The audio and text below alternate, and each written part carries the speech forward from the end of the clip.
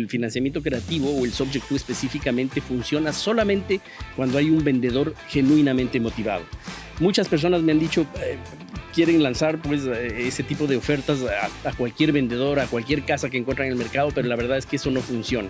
Funciona solamente cuando hay vendedores motivados. ¿A qué me refiero con eso? A que son vendedores que necesitan vender, no solamente que quieren vender. Es decir, que están en alguna situación financiera principalmente de urgencia.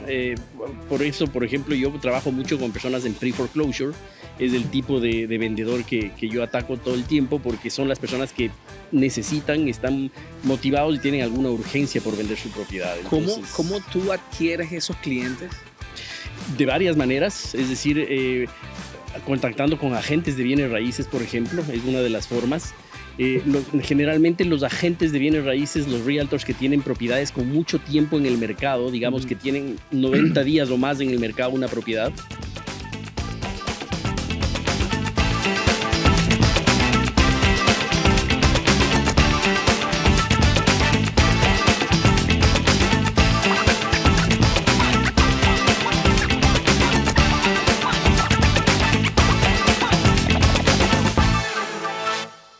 Bueno, estamos en otro podcast de expertos inmobiliarios y hoy traje a un experto en financiamiento creativo para comprar casas sin utilizar los bancos. Oye, esto es una locura.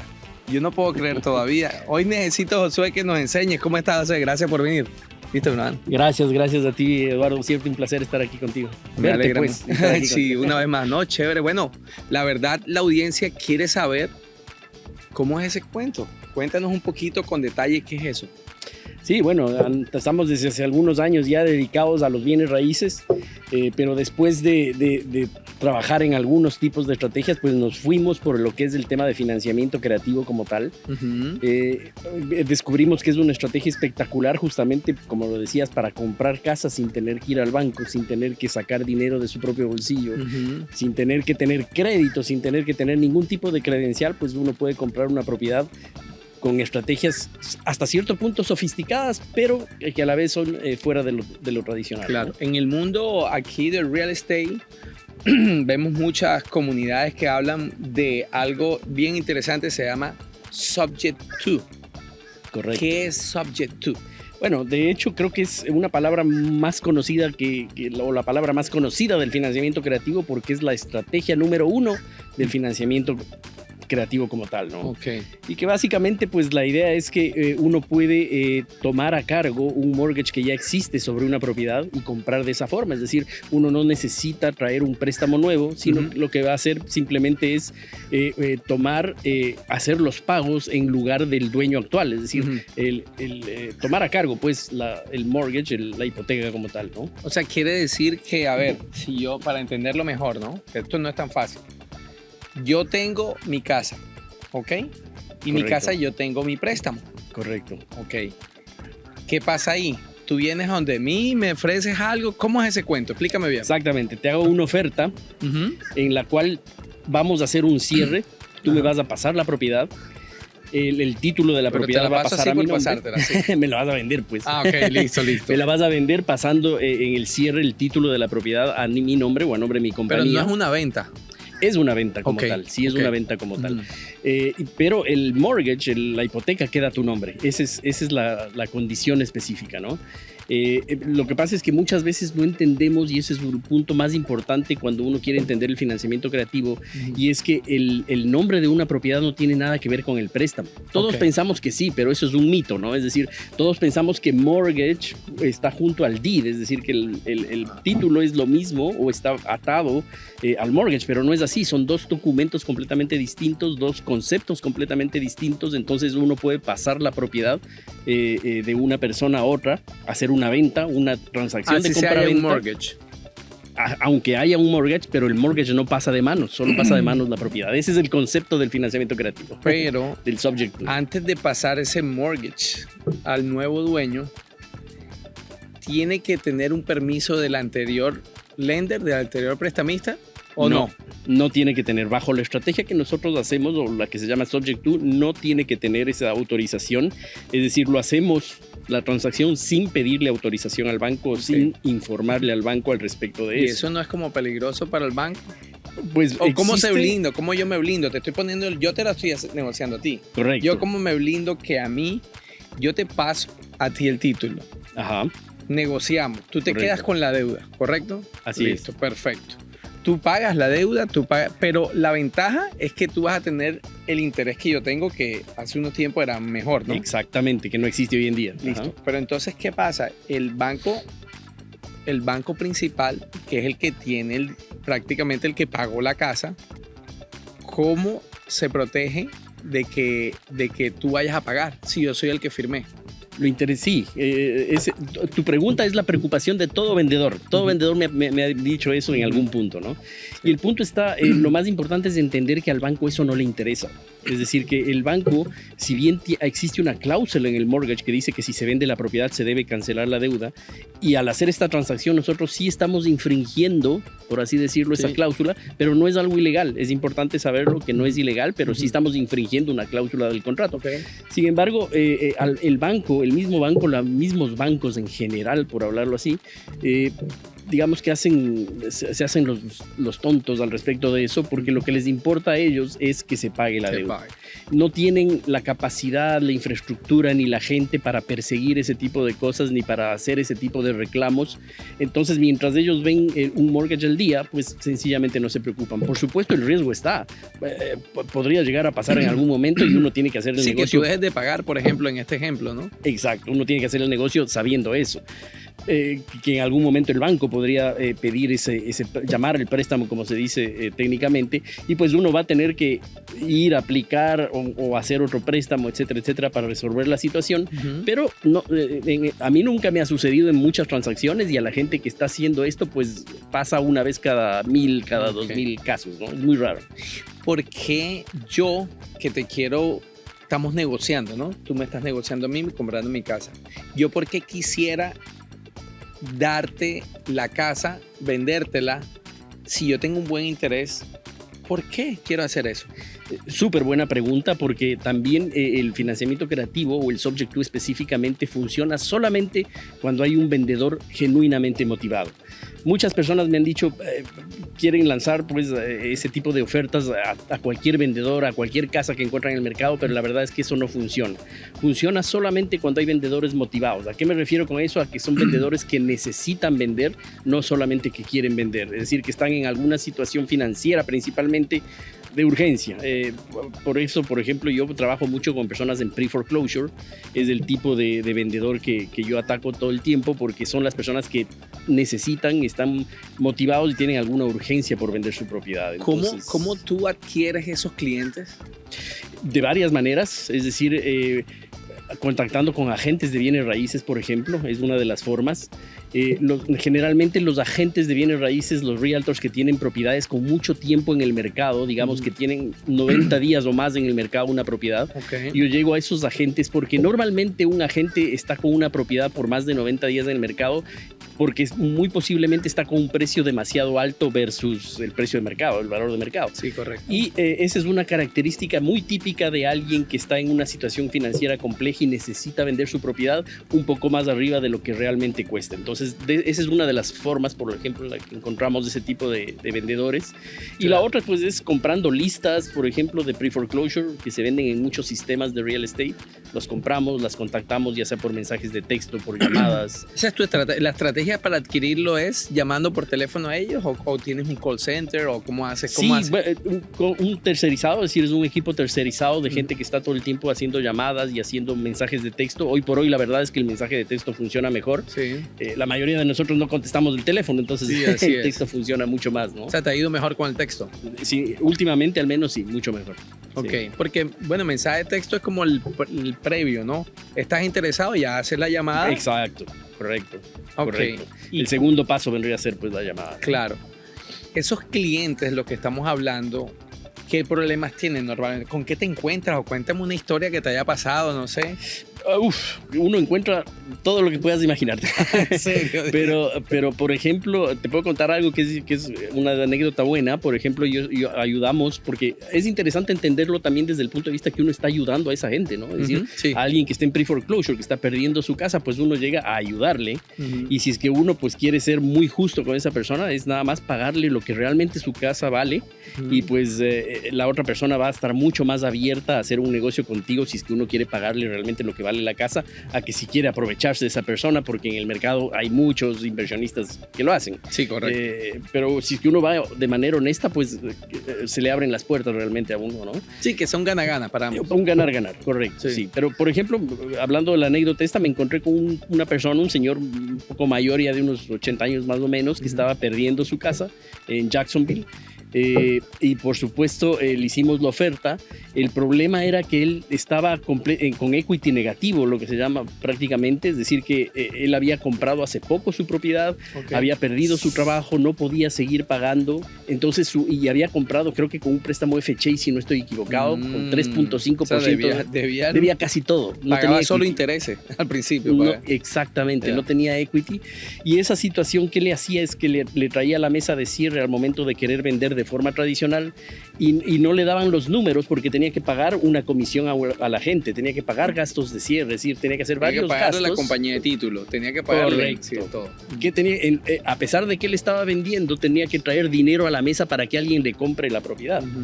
Es una anécdota muy buena porque la verdad que conmigo sucedió así. Yo le dije, ok, yo le puedo salvar la situación, pero también a mí no me hacen sentido los números mientras usted no me traiga $36,000 por encima de lo que vale su propiedad. Claro. Pero ahí aplicamos el financiamiento creativo, es decir, yo le dije, ok, lo que sí podemos hacer es que yo no necesito los $36,000 en la mesa de cierre, yo le puedo financiar eso. Entonces, a pesar de que él era el vendedor y yo el comprador, pues yo le financié esos $36,000 en $500 mensuales por 72 meses. Entonces, él necesitaba $36,000 para la mesa de cierre. Correcto. Entonces, él tampoco tenía ese dinero. Acuérdate que no trabajaba. Estaba en pre-foreclosure y había dejado de pagar un par de meses la propiedad. O sea, estaba... Bueno, tú lo viniste a arreglar la vida a ese señor. Correcto. Entonces, esos $36,000 adicional, ¿tú se los financiaste? Exactamente. ¿Y cómo hiciste? Pues no, ahí sí uno tiene que pues, obtener capital privado, conseguir un socio para poder financiar ese monto y ayudarle a la otra persona para que salga del problema, ¿no? Que, normalmente la relación es al revés, yo estoy comprando y yo traigo el dinero. Exactamente. En este caso era totalmente al revés, pero pues había que ayudarle y se logró hacer, ¿no? Es una anécdota interesante porque se cambian los papeles. Se cambió. Sí. Bueno, listo, tú adquiriste ya la propiedad, ya está en tus manos. ¿Qué haces con la propiedad? Excelente pregunta porque hay muchas opciones.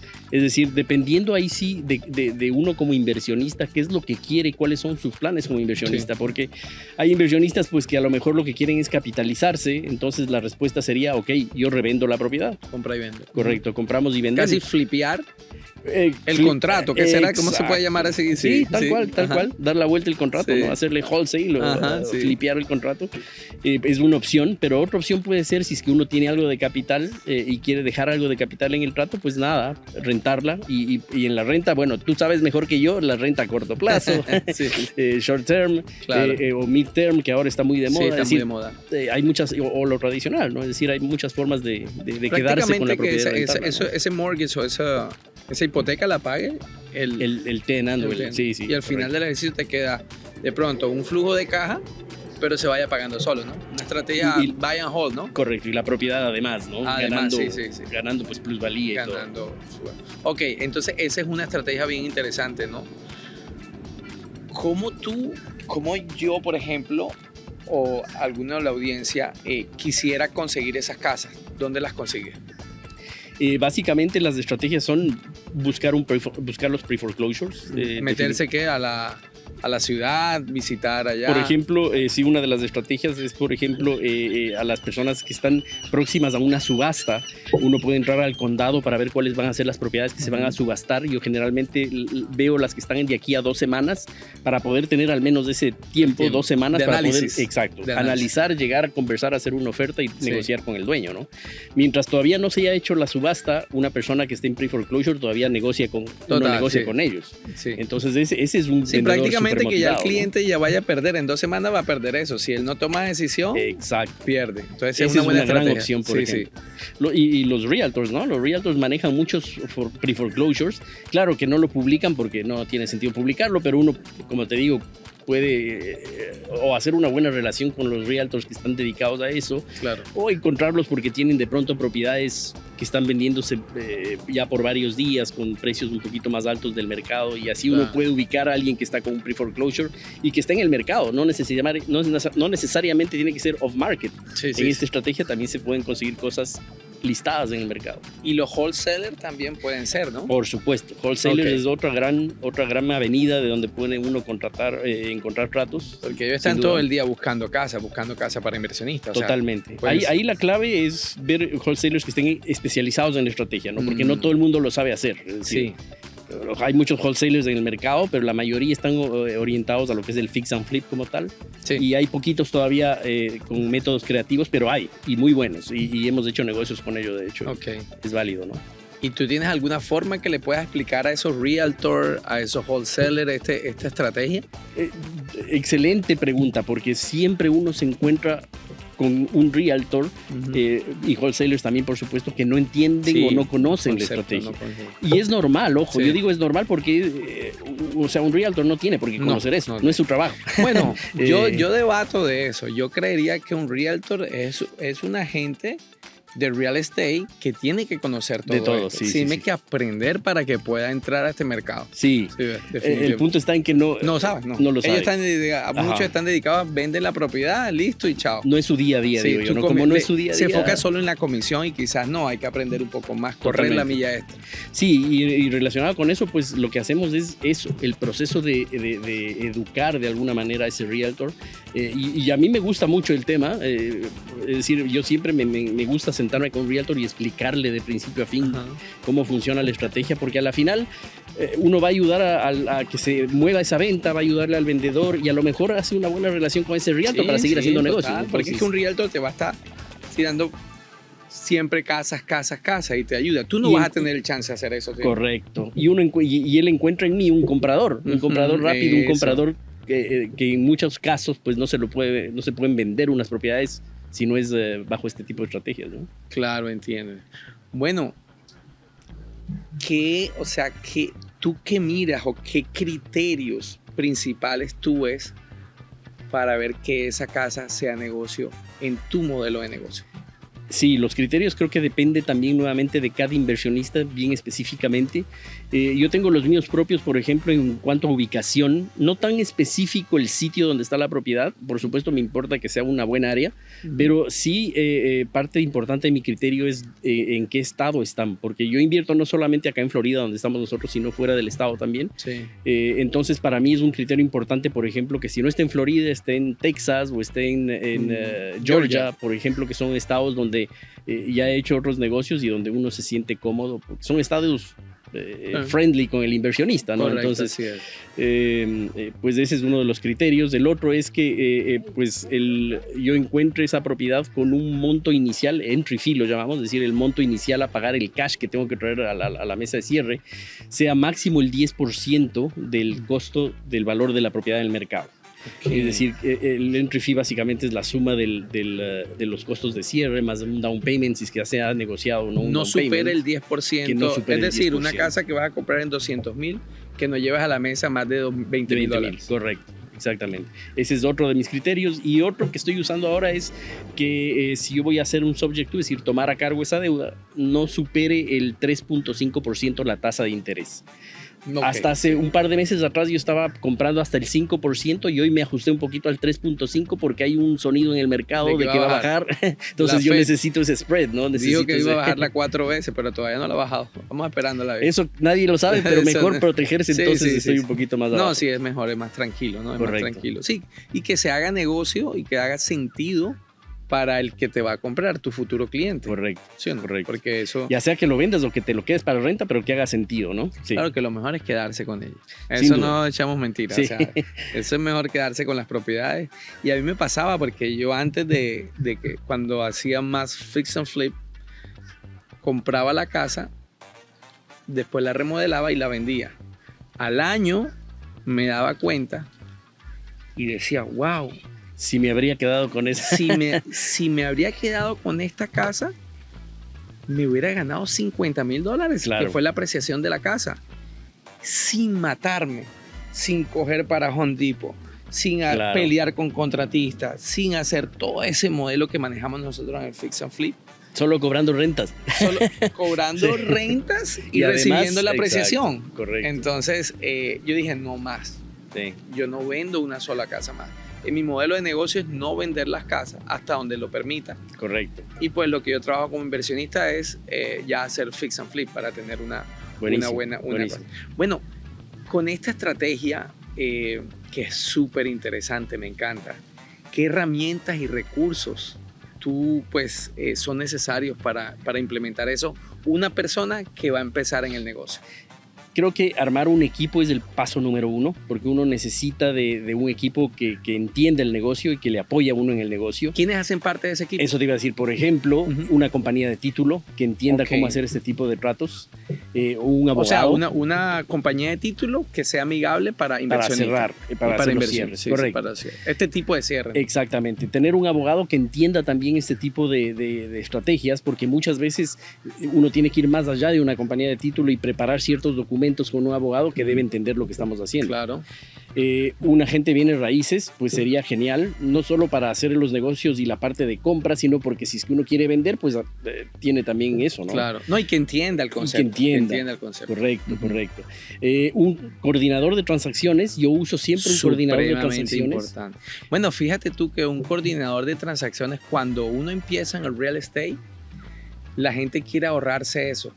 Pero Totalmente. no sabes. Todos hemos pasado por esa. No sabes el dolor de cabeza que te quitas si tú se lo das a un transaction coordinator. Totalmente. O sea, tú dedícate, y tú lo que yo hace el consejo que le digo a todo en real estate, yo le digo, tú dedícate a facturar. Simplemente a vender y a a buscar facturar. clientes, networking, Correcto. y no matarte la cabeza que de pronto tú te puedes equivocar. Así es. Paga porque el negocio da para pagarlo. Que si no Totalmente, diera, totalmente. sí. No, eso es indispensable y más aún en este tipo de transacciones que son un poquito más complejas Sí. de hacer, sin lugar a dudas, ¿no? O sea, prácticamente un transaction coordinator especializado en esto, ¿no? Exacto, exactamente.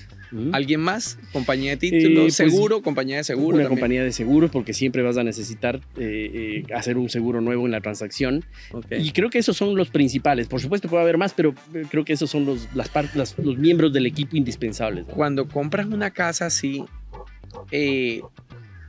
¿no sería bueno utilizar también una persona que te revise el 4-point o un home inspector?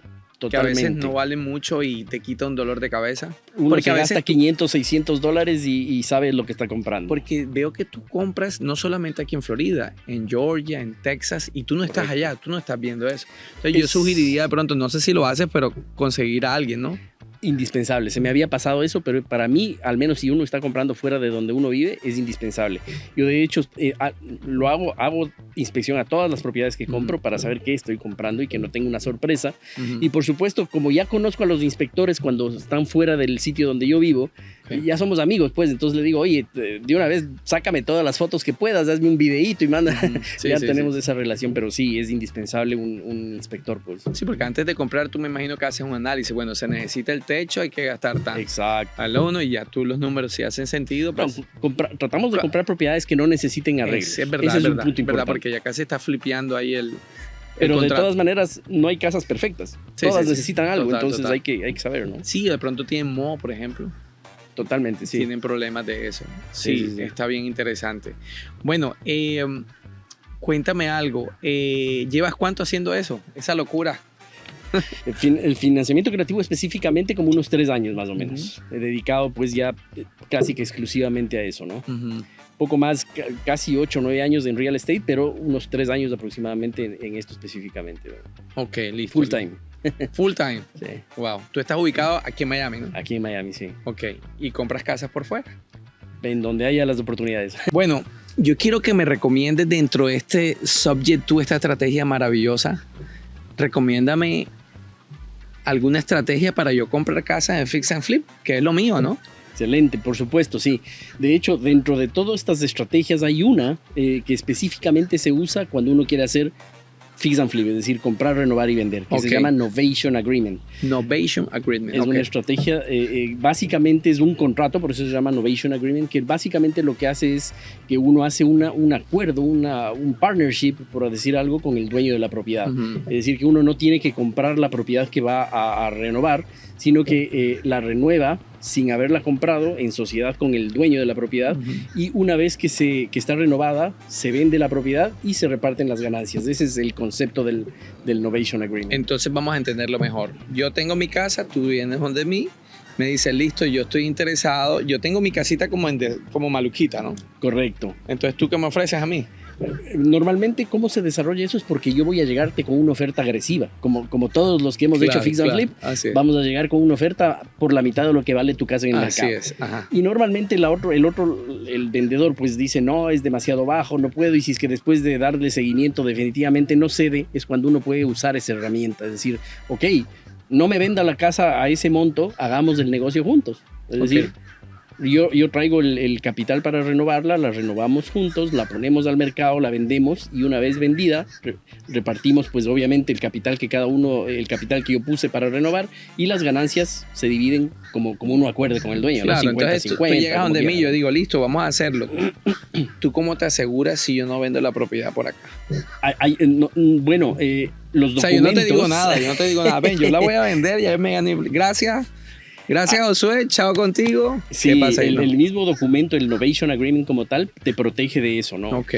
Pero sí es importante saber que sí hay riesgos, es decir, que no es un documento que te protege al 100%. Es decir, yo creería que si tú vas a utilizar el arreglo de la casa, tú puedes ponerle un link a la propiedad. Totalmente.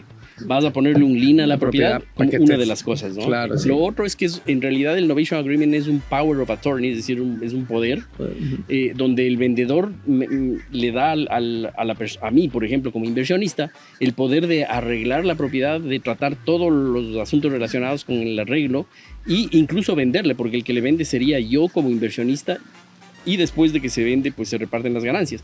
El tema es que legalmente un Power of Attorney es un documento que puede ser, ¿cómo se dice esto? Puede ser rechazado por tu parte, pues puede ser cancelado por tu parte, ¿no? ¿En cualquier momento? Sí, exactamente. Entonces ese es el riesgo que existe. Es muy peligroso. Claro, no es algo que suceda así tan fácil, porque nadie te lo va a cancelar viendo el contexto. Pero existe la posibilidad, entonces... Yo creo que eso se acaba con un lien. O sea, si yo te hago tu trabajo, si tú me vas a hacer el trabajo, podemos hacer un contrato del trabajo como tal. Por supuesto, ese es un segundo contrato. Un segundo Exacto, contrato, una correcto. prueba de que tú me vas a hacer el trabajo a mí, porque yo he recuperado dinero con Link cuando le hacemos trabajo a gente. Lógico. Que después me están llamando a mí para liberar eso. Para liberar. Y ya yo les digo, bueno, tú me debes tanto, vamos a cobrarte los intereses, y les toca porque tienen que vender la propiedad. Por supuesto. Entonces eso me parece fabuloso. Sí, no, eso es parte del tema sin duda, pero es una opción, ¿no? No es quizás la opción más segura para hacer un fix and flip. Yo preferiría hacerlo de la forma tradicional. Sí. Pero si es que esta es la única forma, pues es una opción, ¿no? Y es un gana-gana ahí. Es un gana-gana. ¿Qué otra en Subject to? Aliméntame a mi audiencia, que yo necesito que ellos sepan más. No, hay varias estrategias, es decir, pero las estrategias son... El seller financing, por ejemplo, es otra estrategia creativa. Ok, que básicamente, esa también usa mucho. Sí, la diferencia es que el seller financing no hay deuda. No hay, es decir, la casa está pagada, está free and clear, como se dice. Ok, pero seller financing, ¿qué significa para que ellos entiendan? Financiamiento del dueño, del ¿no? dueño. Es decir, que uno lo que hace como inversionista es comprarle la propiedad, y que el dueño se convierta en el banco, pues sea el que financia la propiedad. Claro. Y obviamente las opciones ahí son infinitas, porque uno puede ofrecerle de todo. Down payment, no down payment, a 5 años, a 10 años, a 50 años. Yo soy el dueño de la propiedad, volviendo al ejemplo. Yo tengo la propiedad y tú me la vas a correcto, ¿no? Correcto. Pero yo, como dueño, te voy a financiar la casa directamente. Exactamente. Okay. Exactamente. Tú me vas a pagar el mortgage, correcto, como quien dice. Correcto. Pero si yo debo un mortgage, ¿qué pasa ahí? Bueno, es que si es que debes el mortgage, es un subject to. Si es que tú no debes del mortgage, si es que tu casa está pagada, es un seller financing. Ok, fabuloso. Sí, así es. Ok. No, la verdad, wow. Aprendimos muchísimo. La verdad fue estratégicamente esta reunión fue fabulosa para mí, qué bueno, para la audiencia, la verdad. Y pues seguiremos en contacto, ¿no? Igual encantado, sí. Nos vamos a encontrar en varios eventos que también hemos participado. Seguro. Y hemos aprendido, así que espero que para ti haya sido también de mucho valor. Y una cosa importante, pellízcate, invierte en bienes raíces, oye.